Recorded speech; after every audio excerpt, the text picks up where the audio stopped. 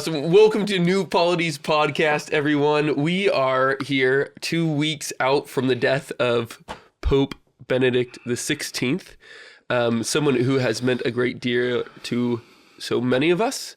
And we're going to talk a little bit about that, and particularly some of his thoughts on political theology and political economics. In the sense to kind of save him from some criticism on both the left and the right, primarily the right. Just because it's who we seem to take issue with more. Yeah, we take them seriously. I don't know. Yeah, totally. Nothing against. If you're a left winger out there, sorry. No offense. Yeah. But let's move on. But yeah. Without stalling any further. And he actually was somewhat revolutionary for you. When you were this crazy agnostic atheist type in college, you picked up some Ratzinger, right? Can you tell me that story first? Yeah. Well, I mean, the story is that I had been reading a lot of history. I had been studying history of philosophy, history of thought, and I was going, like you were saying, I had been going down a certain path towards sort of, I think of it as the abyss, towards nihilism.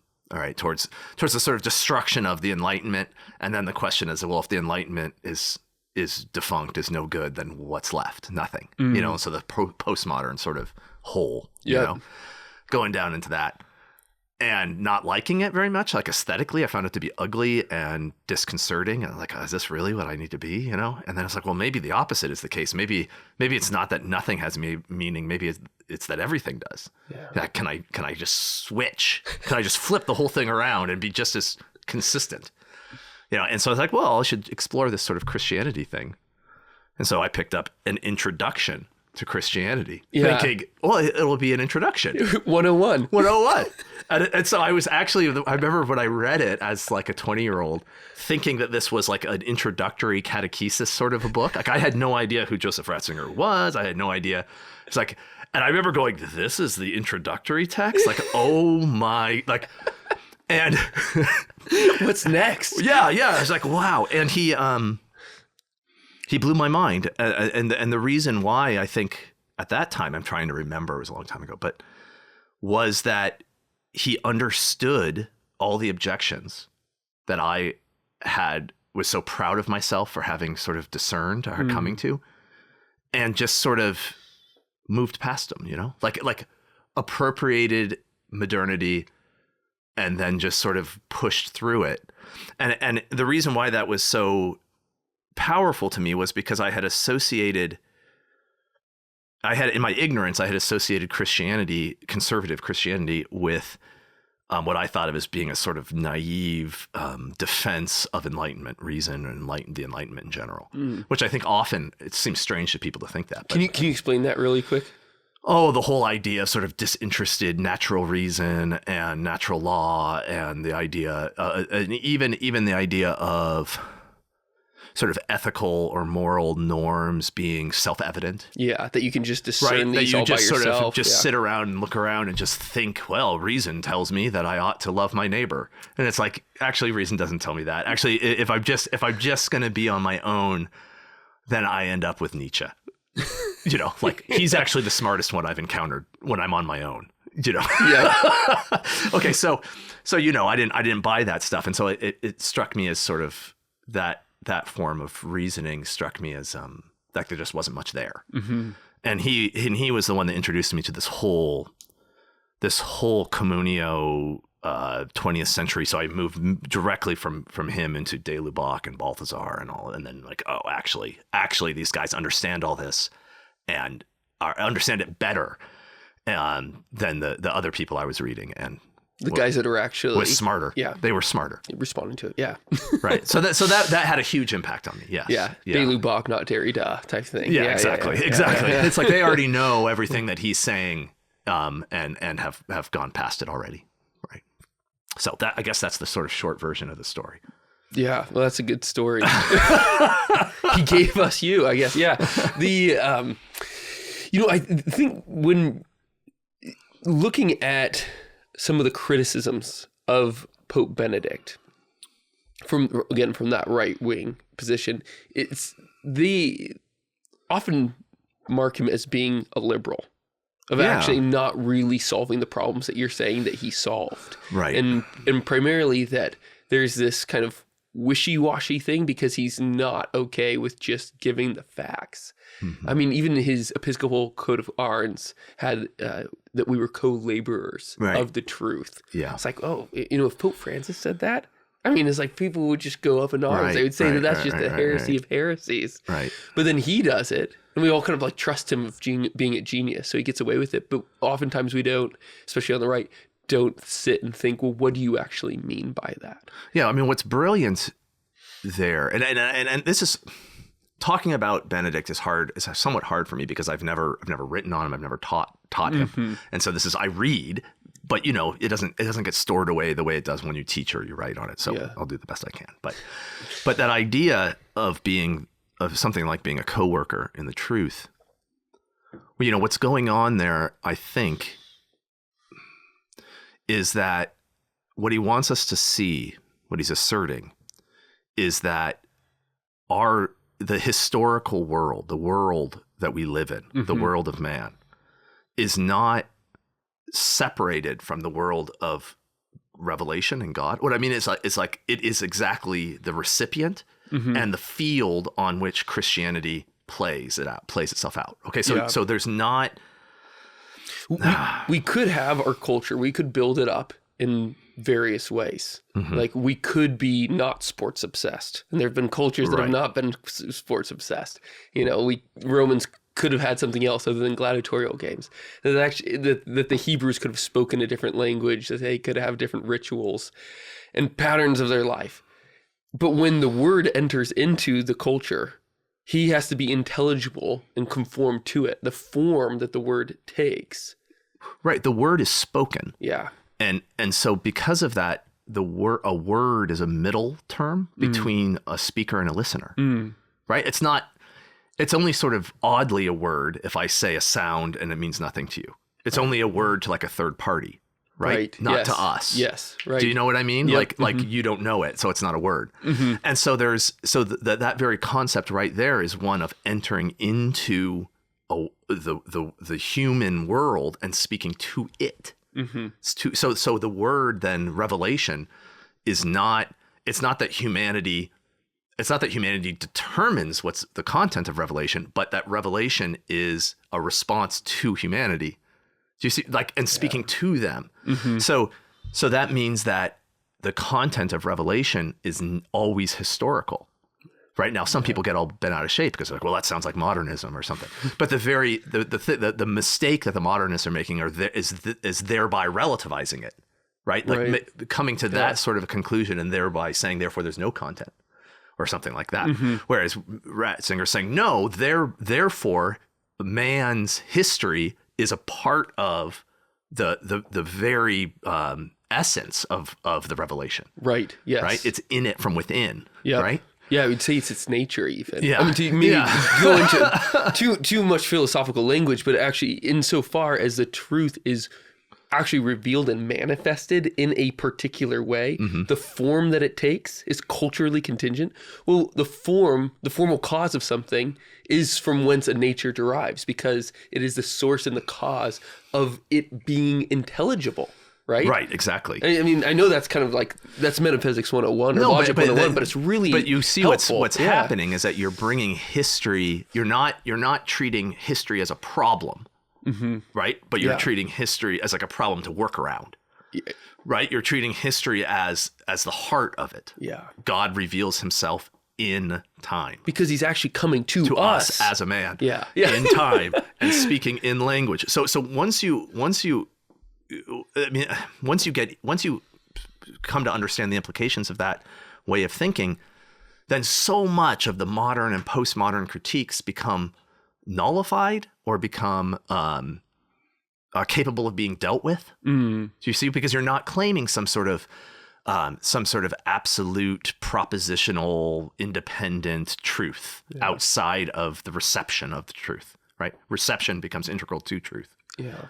So that I mean, I think that is so this is one of the reasons why when he talks about, say, Europe, it becomes very interesting, right? And people on the left accuse him of being ethnocentric and that kind of thing, because he doesn't think that Christianity's European manifestation is just, it's historically contingent. It can just be different. It could have been something else. It's just whatever. We can just leave it behind, and we don't want to like export any of the forms of Christianity, historical forms anyway. And it's like, no, Christianity has become Christianity in this historical trajectory, right? And that now is what Christianity is. Now, Christianity, with it, because it is a manifestation of the truth, it's capable of assimilating and adapting to all other manifestations of truth, you know. Yeah, I think maybe it might be easier to understand first in saying that like Christianity is Palestinian.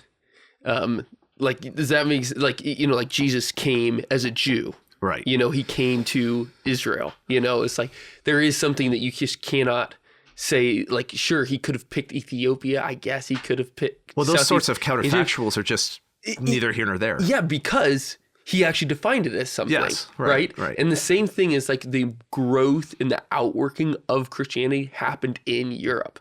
Right. And that's his point. I hope that's more that is, interesting. and so he this is what he's trying to, I mean, he's doing many things here, but one of the things he's doing is arguing against those who want to strip Christianity of its Greek influences, for example. Mm-hmm.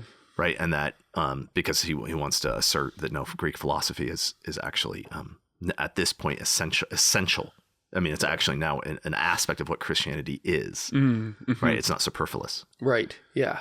Can't get rid of that. Right. Yeah. To understand Christianity, you have to understand some of these roots. Yeah. Right. And it also, I mean, obviously this goes to doctrines of tradition, ecclesiology, all of that, right? I mean, this is, so it's the foundations for all of those different branches of his thought. And that's profoundly powerful. And it really has a lot of implications. I mean, I think it has a lot of implications for even what you were talking about earlier about some people supposing him to be wishy-washy on the political stuff, or I guess even somewhat liberal. Some people will accuse him of being, with regards to say separation of church and state, or those sorts of issues. Mm-hmm. And what things are being held as absolute, which Ratzinger is not holding as absolute. Okay, so like he's not holding the division of society into spiritual and temporal realms as some absolute that has to be put in proper order. I mean, what I'm saying is he's treating the European division of social powers into those general categories as an aspect of the way in which Christianity itself converted the people. Yeah. Okay. Yes. No, let's say that again, because I think it's so important. That's probably a confusing. Yeah. When we try and say like church and state or spiritual or temporal powers, like putting it into these binaries, Benedict's coming along and saying, don't try and put those categories on me, because what I'm trying to teach you is that the only reason you would ever even think of these categories is because Christianity taught them to the world. That's right. Yeah. Right. So when you say, because as moderns, we've gotten to the point, because Christianity, so you have this sort of narrative here, you know, Christianity desacralizes political power in a sense. Yeah. Okay. Now, and it's really important to understand what we mean by that, right? Because you have, maybe I should read. Yeah. Let's read a quote. Let me read a quote from Benedict, and we'll see what I'm talking about here. He says, all right, and this is a paragraph, but you know, his paragraphs are sort of long, so he's German. So bear with me. And he's talking about Christ's render to Caesar. In his saying that we must give Caesar what is his and God what is his, Jesus separates imperial power and divine power. He takes the us sacrum, sacred law, out of the us publicum, public law, and thereby cuts in two the fundamental constitution of the world of antiquity, indeed of the pre-Christian world in general. In separating the us sacrum from the emperor's us publicum, he created space for freedom of conscience, at the edge of which every power ends, even that of the Roman God emperor, who thereby becomes a mere man emperor and is transformed into the apocalyptic beast when he nevertheless tries to remain a god and denies the inviolable space of conscience. Hence, with this saying, a limit is set for every earthly power, and the freedom of the human person is proclaimed, which transcends all political systems. For this limit, Jesus went to his death. He witnessed in suffering to the limit of power. Christianity begins not with a revolutionary, but with a martyr. The increase in freedom that mankind owes to the martyrs is infinitely greater than the one that revolutionaries could obtain for it.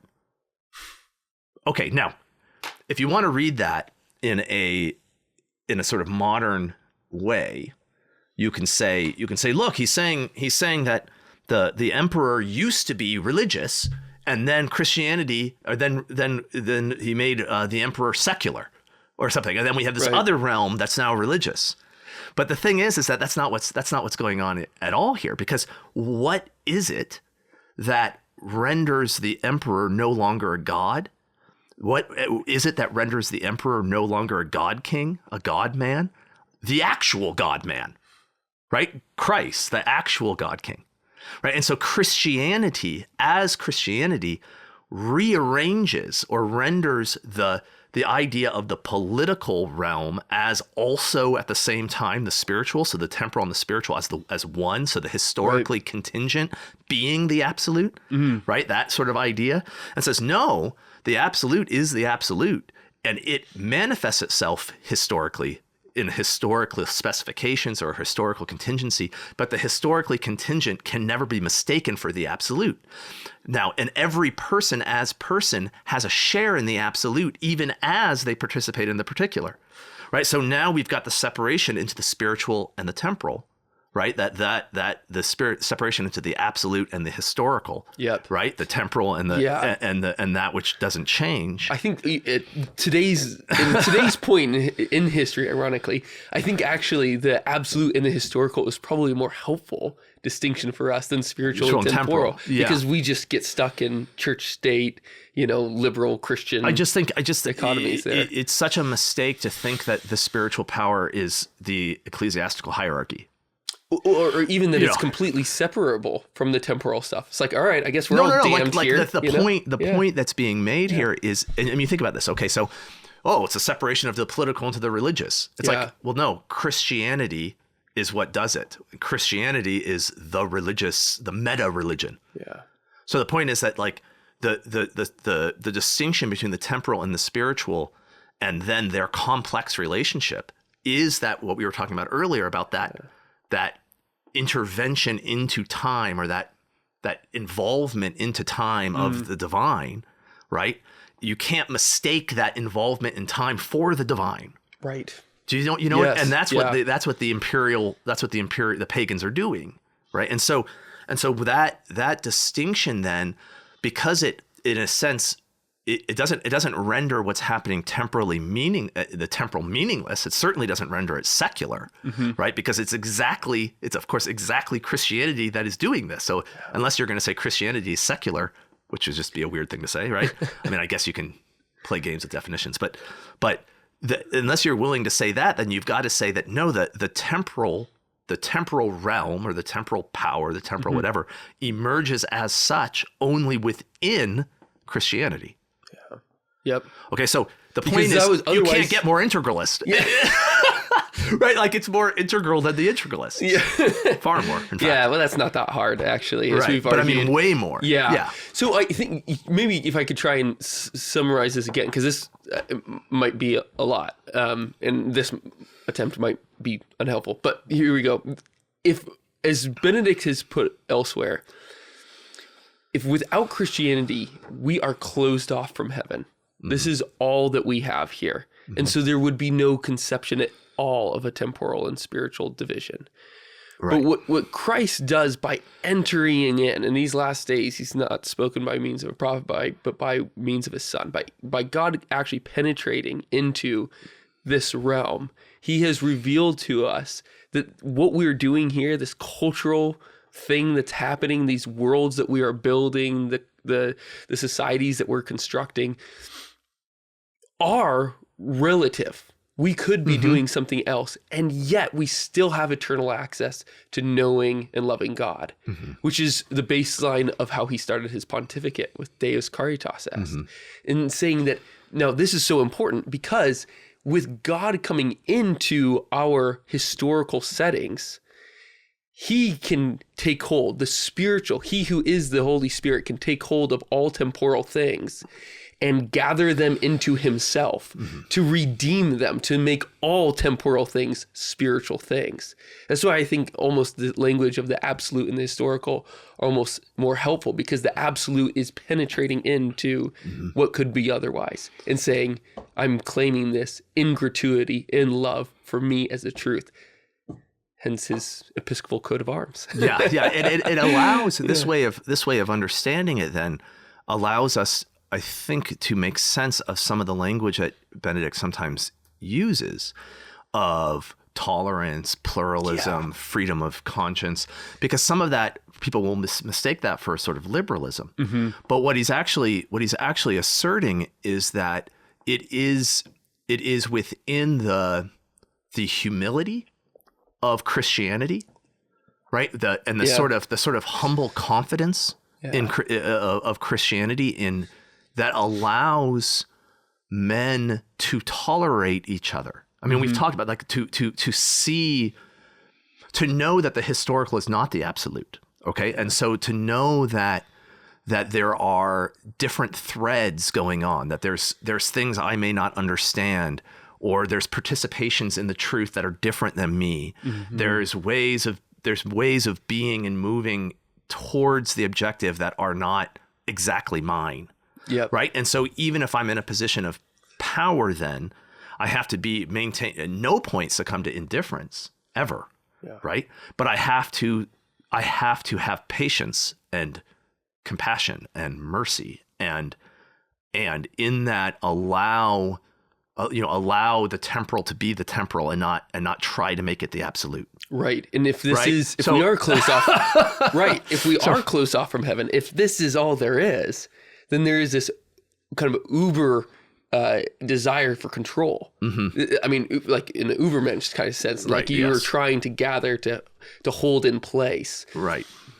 But within Christianity, where we know that we have some real claim to the absolute, given his descent to us, we can have that sort of long suffering, that mercy towards those that are different in a way that never existed prior to. That's right. That's absolutely correct. Correct. And it has even that original flavor of martyrdom that he talks about in that quote I just read, where you may get burned, right? Like in that patience, right? It may blow back on you because of sin, and the willingness to risk it. Do you see like that? That's the root of tolerance. Like that's the root of what we might call the possibility for some sort of pluralism, if we mean that in a very small p sense, right? Like you know, so there's no mistaking this for like some sort of oh, we can all just go our separate ways and it doesn't matter what people are. It's like, no, it's exactly a society that is Christian in its values that allows that society to be tolerant. Right. When it abandons Christianity, the ability for that tolerance, that mercy, that compassion goes with it. Yeah. So it is Christianity that enables this. And so this is the reason why in all of his proclamations, his speeches in Europe and to about the necessity of the Christian roots. Yeah. It's like all of these things you're talking about, human rights, democracy, freedom, none of that will last without Christianity. Right. Yeah. Right. I mean, Christianity is the conditions of possibility for any of that, any of those ideals. Yeah, and just so if people don't know, Pope Benedict did go on kind of a speaking tour around major sites of Europe, and it really was this message that he kept reiterating. You know, if you want kind of an easy starting place, the speech that he gave to the Parliament in Westminster, to Britain, is a great one, and he's there he actually explicitly brings up this problem of societies that call themselves tolerant is actually refusing to be.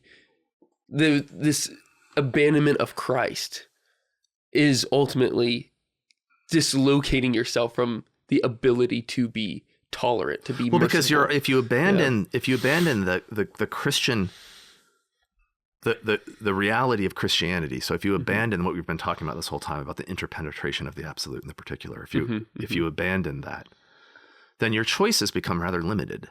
I mean, you either particularize everything, okay, and you attempt to form some sort of just aimless, relativistic, atomized, which would necessarily, I mean, they actually probably end up in the same place, both the options I'm going to give, because that you have that option. The other option is to attempt to absolutize the particular. So whatever your beliefs are, your ideology, your particular framework, you try to impose absolutely. Right. Now, of course, that first option ends up in a fight for power, right? All against all, which then ultimately results in the second option. Yes. Okay. Yeah. So and which is back to the Roman emperor, the God King. Yep. Okay. So you have. So it might take. I mean, no, that's helpful. Like if we go down the path that we have in the West, for the most part, down this liberal path where each is given his own, you do you type thing. Right. There will be some peaceable aspects to this, but at some point, to actually have a unified way of living with one another, you're going to have to absolutize. There's going to be an particular imposition. Yeah. And if it's not the Christian framework, which is the one that allows for the tolerance and long suffering that we're talking about, then it will be violent. Yeah. I mean, it'll be coercive. It'll compel. Yeah. Right. And which is what you see, of course, throughout the non-Christian world, historically and contemporary. Right. Yeah. So Christianity then. So this is the reason why I think that the mistake of perceiving him as a liberal is a mistake that's still seeing. It's a mistake that's seeing something like this, like you have the state or the temporal as this thing that is an absolute that's always existed, right, as itself, right? The Roman Empire or whatever, it's always just been like politics. And then religion comes, Christianity comes along and sort of perfects it or elevates it or aims it towards some final end that's other than the end of the political or something like that. And then if you start thinking about it that way, then the things he's saying can start to sound like he's talking about a separation of church and state or a division of religion from the, but that's exactly what he's not doing. What he's saying is that there is no piece of the human experience that is not an aspect of the redemption that Christianity brings. There is no component of it, right? It's not. And so the political itself has now been changed into a different form because of Christianity. And you only get to have that form within Christianity, right? You only get to have peace in Christianity. Yeah. Yeah. And I was once talking to a friend of mine in grad school, and he was saying, he was trying to make an objection to this argument one time. And he said, now that we have the revelation of Christianity, we can just take that and not the religious form. It's like, no, man, no. That doesn't work. That is actually missing the entire point. Because if Christianity is just a list of facts to follow, or even principles to adhere to, at that point, you have misunderstood the fact that this is ultimately a person that is or persons that are gratuitously giving themselves. Like Jesus is the truth. Right. Like, it is through him, who is that absolute, that we can actually sanctify our historical settings. Well, and this is really, isn't this the thrust of his encyclical on truth and charity? Yeah. Right. Yeah. Charity and truth, and where charity becomes. I'm trying to paraphrase, but charity becomes the perfection of and the ground of possibility for truth. Yeah. Right? Like charity becomes that which elevates justice and truth past itself, but even justice and truth themselves only become themselves within the initial moves into charity. Right? But charity is the fruit of grace. Yeah. Right? And it's not merely propositional revelation. It's not it's something that works internally on the heart. Right, in the will, in the spirit. And so the spiritual power then, as that which assists on the inside, right, is sort of the ground of possibility for justice, peace, and truth on the outside. So that those temporal perfections are only had through the spiritual move. Yes. And so that's the reason why the temporal is ordered to the spiritual, not in a stacking, but internally. Yes. So do you see what you know? From the inside out, it reforms. Yeah. Right. Yeah. Just like us, you Yeah, know. Exactly. And that is his point, is that it is, I mean, and that could old fashioned say the kingdom of God breaking into the world through our hearts. Right. Right. You know, it does begin here. And then we start to act, behave, and do things differently as a culture. And then there's more, the possibilities change. Yes. Right? I mean, like what human beings are possible of. Like there's a certain truth in the ancient pagan, in the Roman pagan complaint against Christianity, that like what you're talking about is a fantasy, is a utopia. If everyone behaved your way, the way you're describing, the barbarians will just conquer the empire. I mean, they say these sorts of things, right? And there's like truth to that, unless Christianity's true, right? And then it's not true anymore. You know, but Christianity has to be true in order for it to be, for it to work. You know, so my point, one of the points I think here is that Benedict, you know, he uses language, he tries to soften the language, he tries to make it what's the word, accessible to the world that he's talking to. So he tries not to trigger them, he's trying not to offend, which is all things that popes have to do, and sometimes it can be frustrating for those of us that have already assented. But we have to understand, don't we, that he's attempting to explain this to people who don't know what he's talking about. And so to be too judgmental on that is a mistake on some of the language that he has to use and things like that, I think. Yeah. And just observe how you talk about these things with a non-Christian. Right, like, exactly. Yeah. Like, And so I think that he doesn't have, like, Christianity, his theology is so Christocentric, you know, and therefore like based in history, because Christ is incarnate, right? That it can be hard to track for people who aren't used to thinking in that way, right? For people who are used to thinking in propositions and syllogisms and definitions and arraying definitions in ways that produce conclusions, right? And when you start thinking historically, what happens is that everything slips. Yeah, I think. Do you know everything gives? Yeah, and I think that's perhaps part of the reason why, like, Caritas and Varietate, that his encyclical hasn't gotten as much attention as Centesimus Annus, for instance, where there's just, here's a problem. Here are the principles that the church has said clash most with what the ideologies that are going on right now. And really, Pope Benedict says, all right, we've dealt with these ideologies. The church has done it. He actually says, I'm not even going forward from Rerum Novarum anymore, and the problem of, but really we've totally lost the conception of what's real and the baseline of what is even buoying up the reality of our cultures in the first place. Right. We've completely forgot that. So, you know, we can't blame him for being a genius or anything, I guess. He's just one of those guys that they're very rare, that you need to go back and read over and over again. And every time you realize how much is there, you know, that's how it is for me anyway. No, certainly. Me too. And you can just feel the sincerity and the compassion, the charity in his writing, right? And that, and the genius, of course. And so he's one of those people you have to be docile to, like just listen to him. Yeah. All right. Well, we'd recommend. So people trying to. Do you want to read that first before? That's a good quote. You should just toss it in there, and then tell people and then tell people to read that book. Yeah. Well, this is from an essay.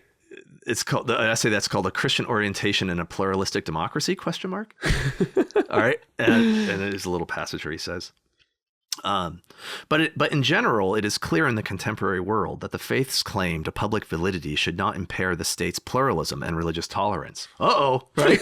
Okay, but then he continues. But a complete neutrality with regard to values on the part of the state cannot be deduced from this. The state must recognize that a basic framework of values with a Christian foundation is the precondition for its very existence. Yeah. I mean, that, like, the state's ability to be pluralistic or to have tolerance is only because of the Christian foundation that it rests on. Yeah. Right? Otherwise, that vanishes. Yeah. You know,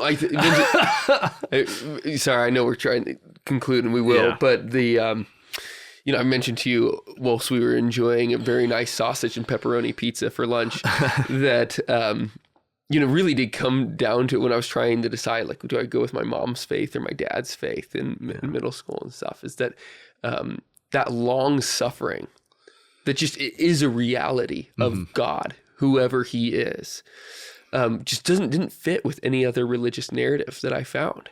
It was only in Christianity where you found that the idea that God really would be long-suffering for our sins, for our rebellion, that makes sense of what's really happening right now. And the fact that as Christians, we are supposed to come to be participants in God's divine nature renders us capable of doing what he's doing and being long-suffering. Absolutely. And having this and invention. you never, that doesn't mean, right, that you accommodate the sin or that you ignore it or make it less of a sin. Just like he doesn't. It's actually the reality of it as sin that makes you suffer. Yeah. But you endure. I mean. Yeah, that is the heart of it. Yeah, tolerance is a political invention stemming from the reality of God's mercy. Yes. Yeah. Right. Cool. Well, okay. Everybody go read your Benedict XVI, and hopefully we will all be able to start praying to him soon. Yeah. All right. Thanks, Jacob. Thanks.